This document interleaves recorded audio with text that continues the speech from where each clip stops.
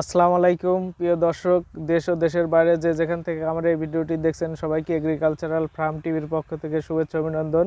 প্রিয় দর্শক, আজ আমি প্রতিবারের মতো নতুন আরেকটা ভিডিও নিয়ে আসছি।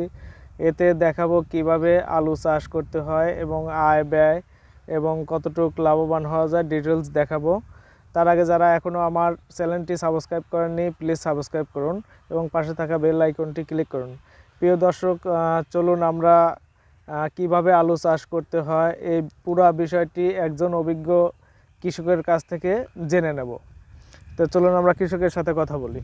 আসসালামু আলাইকুম। ওয়ালাইকুম আসসালাম। কেমন আছেন? আলহামদুলিল্লাহ ভালো। ভালো আছেন। আপনার নামটা কি? আমার নাম মোহাম্মদ তোফাজ্জল পরমান। তোফাজ্জল পরমান। আপনার বাড়িটা কোথায় আসলে? বাড়ি সাথিয়া হাটবাড়িয়া বয়ালমারি। হাটবাড়িয়া বয়ালমারি। জি, আপনি এখানে দেখছি আলু চাষ করছেন। হ্যাঁ, আলু চাষ করছি। তো আলুর কিভাবে চাষ করতে হয় বা নিয়ম কারণ ডিটেলস আপনি আমার দর্শকে একটু বলবেন আর কি।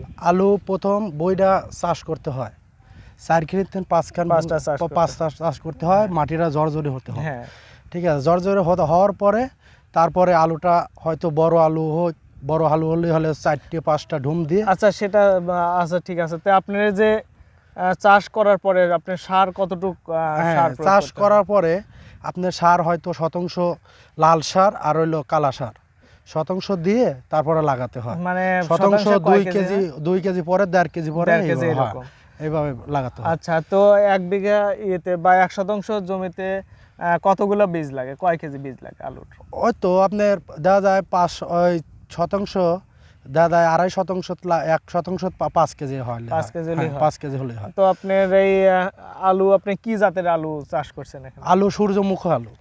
এটা ভালো হয়? ভালো আলু হয়, ফলন ভালো সবচেয়ে ভালো। আচ্ছা ঠিক আছে। তো আপনার এই আলু চাষ করতে আপনি প্রথমে কিভাবে লাগাইছেন এবং কতটুকু পর লাগাইছেন? হ্যাঁ, আপনার দেখা যায় অনেক সময় আধাত হয় না আর কি। দেখা যায় 6 আঙুল 4 আঙুল, 4 আঙুল 5 আঙুল এরকম পর লাগাইতে হয় এবং মানে লাইন করে লাগাইতে হয়। এবং এই লাইনটা কতটুকু লাইল টানা লাগে আপনার হয়তো একখান যাতে কুদাই লাটে সেভাবে যাতে একাত, মানে যাতে সারিবদ্ধভাবে মাটিটা তুলে দিতে একাত যেটা বলে মানে মাটিনে বলে। মাটিনে মানে যাতে মাটিনে যায় সেই মাপের লাইলটা টানা লাগাইতে হয়।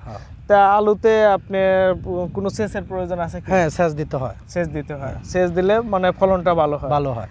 আর এই আলুতে কোনো রোগ বালাই আপনার সম্মুখীন হয়েছেন কিনা? যে কোনো হ্যাঁ, অনেক সময় দেখা যায় যে গাছ যদি কুরমুনি ধরে যায় তাহলে বীজ দিতে হয়। হ্যাঁ, বীজ দেওয়া লাগে।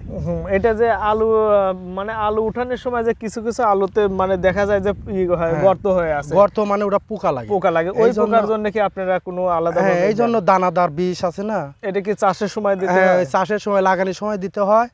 আর হইলো যখন মাটিনে হয় ওই সময় দিতে হয়। 2 বার দিতে হয়। তো আপনি 1 বিঘা জমিতে আপনি কত মণ আলু হতে পারে?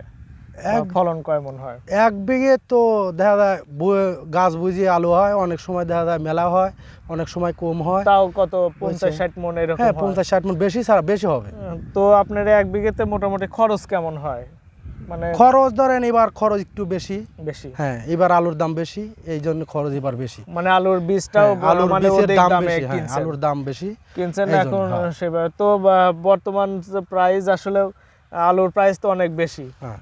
সেই হিসাবে আশা করা যায় যে মোটামুটি ভালো একটা লাভবান। এরকম যদি বাজার থাকে তাহলে আল্লাহ দিলে লাভবান হওয়া যাবে। তো প্রিয় দর্শক, দেখলেন যে কিভাবে আলু চাষ করতে হয় এবং ডিটেলস এবং আলু চাষে যে ওদিকে একটা লাভ এটা আপনারা অবশ্যই বুঝতে পারছেন।